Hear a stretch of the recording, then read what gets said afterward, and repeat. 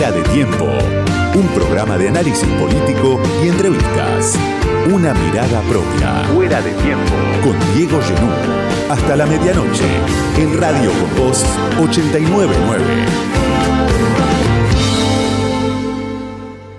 Si algo define al país de Milei, a la Argentina, de la Libertad Avanza, del presidente Milei, son sus imágenes contradictorias, las imágenes de todos los días, imágenes del pasado, imágenes del presente, imágenes también del futuro. Hoy hay un presidente que se nota en cada una de sus intervenciones, está preocupado por la baja de sus índices de popularidad, pero al mismo tiempo es un presidente que viene logrando mucho de lo que se propone. La semana pasada, sin ir más lejos, muchos piensan fue una de las mejores semanas de Milei. El dato de inflación, que perforó finalmente el 4%, 3,5%, el más bajo de los últimos 3 años. El blindaje que logró el gobierno de la minoría y el bloqueo, según Miguel Ángel Pichetto, el blindaje para el veto contra las universidades, el blindaje para el ajuste sobre las universidades, y además Milei se benefició con una decisión por la cual no había peleado, la reducción de los sobrecargos que el Fondo Monetario Internacional le cobra a los países que se endeudan y que no cumplen con los requisitos que el propio fondo está acostumbrado a fijar. Un fondo que, lo sabemos, nunca asume responsabilidades propias, pero penaliza con mucha rigurosidad a los países que se endeudan y no pagan. Es el caso de la Argentina. Bueno, Milei se benefició con la reducción de los sobrecargos, algo que había reclamado en su momento Guzmán, el Frente de Todos. Lo que se reclamaba era la eliminación de los sobrecargos, pero para un gobierno al que le faltan dólares, la semana pasada recibió una muy buena noticia junto con estas otras dos, el dato de inflación y el veto al ajuste sobre las universidades. Claro, todo esto uno puede preguntarse si forma parte de un cuadro estable, si estamos hablando de victorias que son sólidas o son frágiles, siguen hablando de un gobierno inestable, si tenemos triunfos que son definitivos o parciales, qué estabilidad tiene la Argentina de Milei, los logros que va consiguiendo Milei. Y lo que vemos es que cada una de estas victorias parciales, estos triunfos que celebra el gobierno, tienen su reverso. Casi que es cuestión de creencia, cuestión de fe en la Argentina de Milei. Si uno mira el veto que el gobierno logró sostener con el ajuste a las universidades, bueno, eso tiene su reverso. Lo que estamos viendo con las tomas en alrededor de 100 facultades de todo el país, un conflicto que se extiende mucho más allá de lo que Milei esperaba. Por eso lo vemos al presidente en una actitud ambigua, diciendo que hay que auditar a las universidades, pero al mismo tiempo diciendo que no se va a arancelar la universidad, que eso no se toca. El presidente se metió en un conflicto que está desbordando el marco de sus previsiones. Si uno mira la inflación también, es una inflación que está bajando, pero producto de la recesión, producto de un dólar planchado, que muchas veces obliga al gobierno a quemar reservas que no tiene.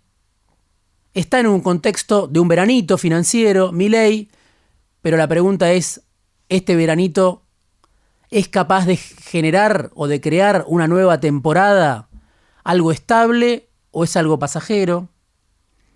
Y también cuando uno piensa en los dólares, en las reservas del Banco Central, se puede advertir que el blanqueo es una victoria para Milei, porque ya entró en este tiempo más de lo que había entrado durante el gobierno de Macri, más de 13.000 millones de dólares. Bueno, ¿a dónde van?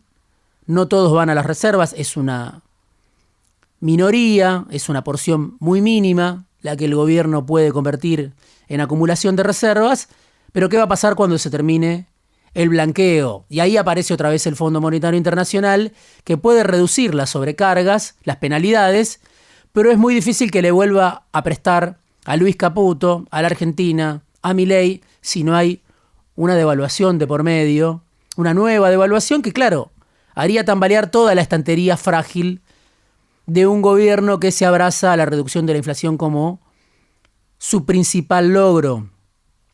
El Fondo Monetario Internacional está demostrando que, más allá de que Rodrigo Valdés, el hombre del fondo para la región, fue desplazado, las exigencias del fondo son las mismas. Por eso lo vemos a Milei descubriendo las virtudes de China, descubriendo las virtudes de Xi Jinping, tratando incluso de organizar una conversación telefónica con Xi Jinping antes del G20, que va a ser en noviembre en Río de Janeiro. Vemos a un Milei que hoy de repente descubre a China como un aliado. ¿Por qué? Bueno, porque el Fondo Monetario Internacional y Estados Unidos hasta ahora no le dieron nada de lo que esperaba.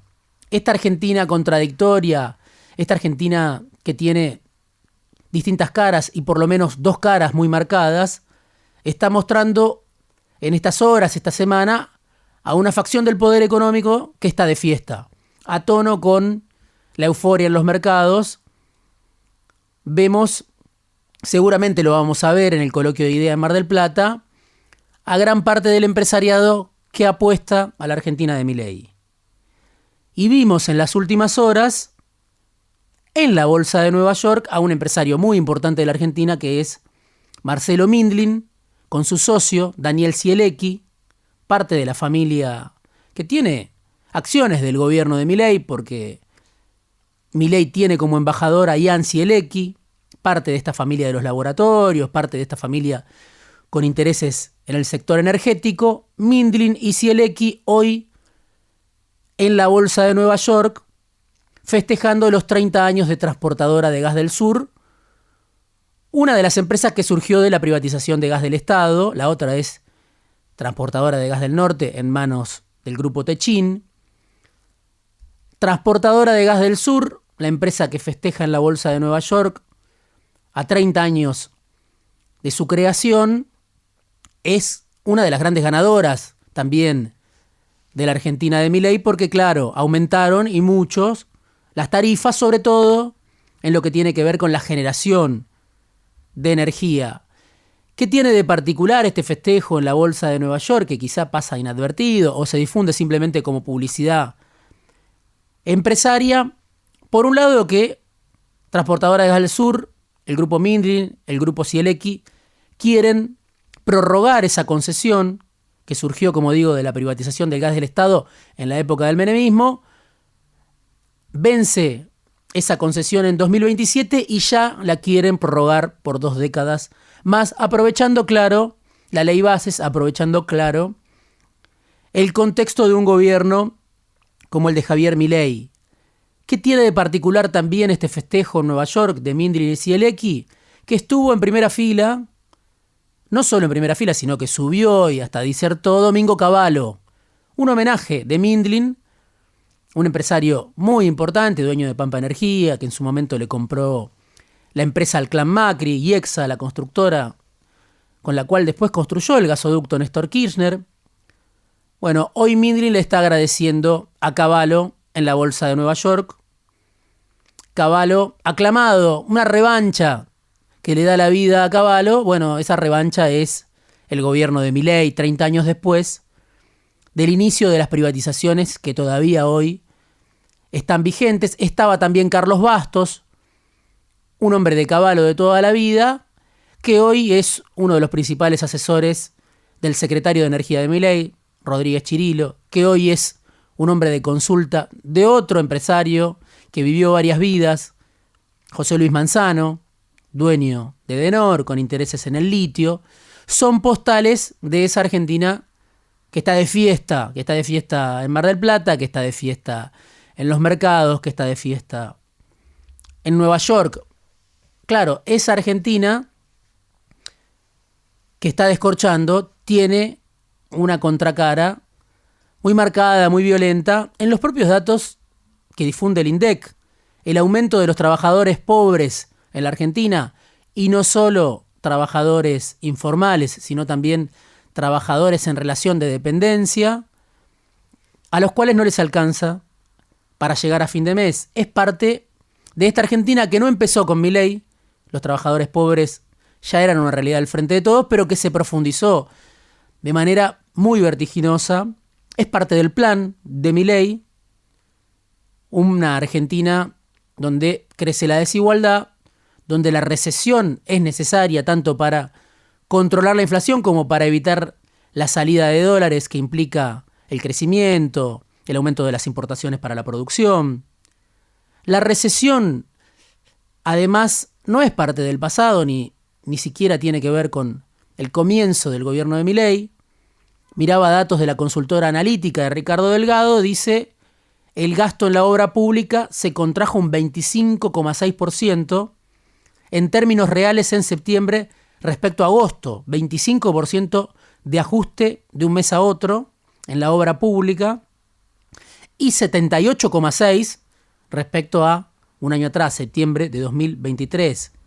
También dice el informe de Ricardo Delgado, las transferencias de Vialidad Nacional, que venían de 3 meses consecutivos de recuperarse, volvieron a caer en septiembre, 17% respecto a agosto, un ajuste muy marcado en un solo mes, y 68% respecto a septiembre de 2023.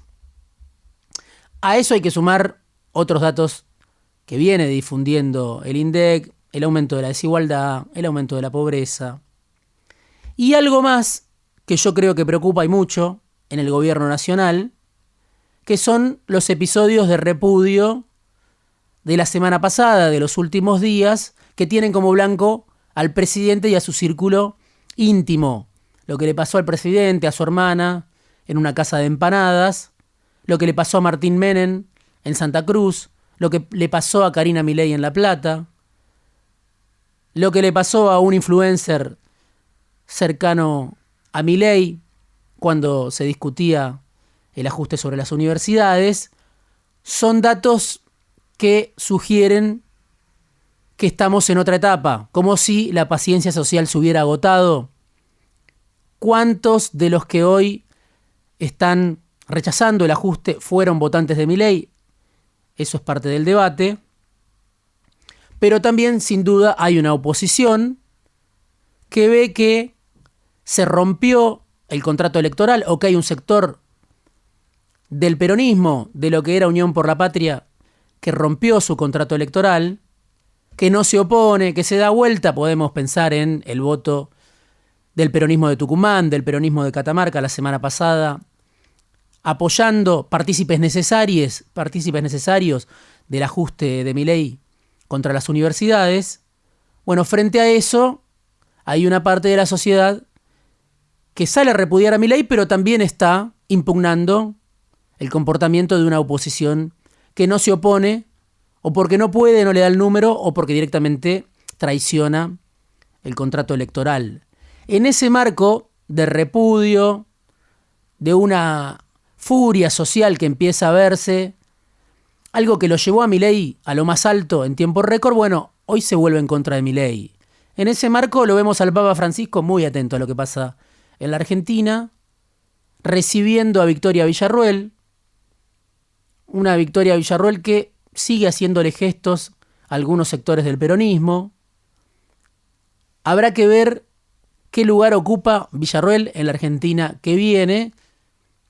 Habrá que ver cómo se da esa relación entre Milei y su vicepresidenta, pero el Papa Francisco algo está queriendo decir. La recibió durante una hora. Hay sectores del poder que, por supuesto, la imaginan como un recambio, como una estación previa a cualquier otro desenlace. Es la vicepresidenta. Bueno, hay que ver qué pasa con esta Argentina que ofrece, como decíamos, caras contradictorias, antagónicas. Mientras algunos están de fiesta, otros caen a la pobreza, muchos que provienen de la clase media, otros sufren la desigualdad, otros se quedan sin laburo, cierran empresas. Y en ese contexto, claro, está también el conflicto universitario, donde se ven nuevas generaciones que se están educando en política en contra del ajuste de Milei. Son sectores de clase media, en algunos casos son primera generación de universitarios. En otros casos es un debate que no termina porque ahora viene la discusión del presupuesto y Milei dice, bueno, si quieren aumentar el presupuesto para las universidades, díganme dónde van a ajustar. Si Milei lo dice es porque sabe que esto le está generando un costo fuerte a su imagen. Como el caso de los jubilados, hay clases públicas, hay tomas, hay conflictos. Bueno, hay situaciones como la del gas pimienta en la Universidad de Quilmes, grupos que responden a una concejal de Quilmes, actores que ya vimos en otros conflictos como el de Telam. Y en ese marco también está la discusión por el poder dentro del viejo kirchnerismo. Hoy hubo una reunión, o al menos eso se dice, entre Cristina y Kicillof. Kicillof, un hijo político de Cristina, al que Cristina ve emanciparse más de lo que ella quisiera. Una disputa prematura por el poder en el viejo kirchnerismo, pero claro, que interpela a todo el peronismo. Está Ricardo Quintela como aliado de Kicillof en un desafío abierto a Cristina. Cristina que lanza su candidatura para impedir que Quintela, un aliado de Kicillof, comande el PJ Nacional. Hay que ver qué pasó en esta reunión, cuáles fueron los términos de esta reunión que se hizo en la casa de Mariano Recalde. Si hubo un acuerdo, como se dice, en qué consiste ese acuerdo. Hay un acto previsto de Axel Kicillof el 17 de octubre. Se está esperando el cierre de listas para la elección del PJ Nacional el 19 de noviembre. Ese cierre de listas es este fin de semana. Kicillof va a apoyar a Cristina para el PJ Nacional, va a apoyar a Quintela para el PJ Nacional, se va a declarar presidente. Bueno, tiene Kicillof un grupo de intendentes que le piden que se emancipe.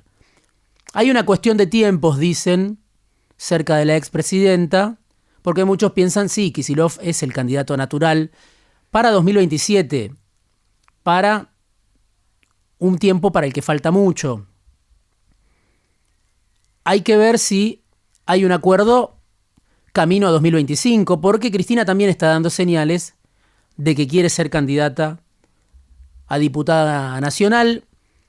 Quintela tiene de su lado a sectores como el de la CGT, a sectores del albertismo antikirchnerista, que después de fracasar con Alberto, ahora buscan estar cerca de Kicillof, de Quintela. Están Jaldo y Jalil juntando avales también para Quintela, y la novedad es que hay sectores del kirchnerismo histórico que hoy son anticamporistas y también están detrás de Quintela o de Kicillof. Después hay sectores que van y vienen, vimos a Agustín Rossi, a Aníbal Fernández, no se sabe muy bien cuál va a ser el pronunciamiento definitivo de Capitanich.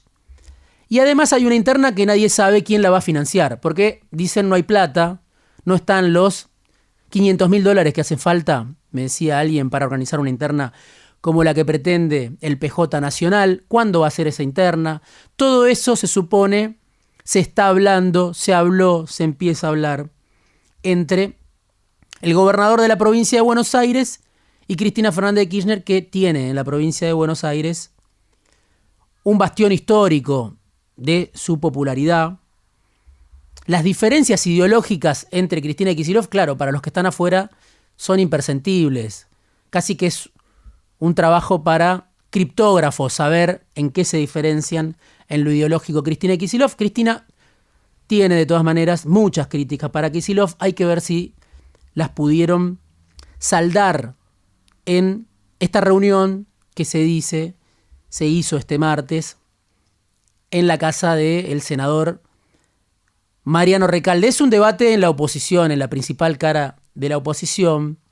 Se da en paralelo, a veces se da a contramano de la realidad que muestra la Argentina de Milei, de esta realidad antagónica, de dos países que parecen destinados a chocar como dos trenes, la Argentina que promueve Milei y la Argentina que rechaza a Milei.